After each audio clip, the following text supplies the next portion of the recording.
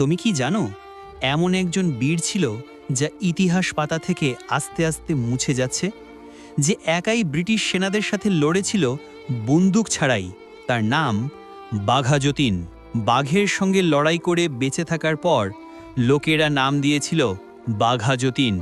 দেশের স্বাধীনতার জন্য জীবন দিতেও সে পিছিয়ে যায়নি। ১৯১৫ সালে হাতে গোনা কিছু সাথী নিয়ে সে যুদ্ধ করেছিল ব্রিটিশ সেনার বিপক্ষে। রাইফেল, গান, কামান কিছুই ভয় দেখাতে পারেনি তাকে।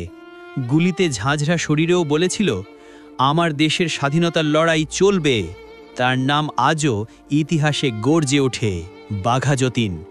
এক নাম, এক আগুন। জয় হিন্দ, সালাম সেই বীরকে।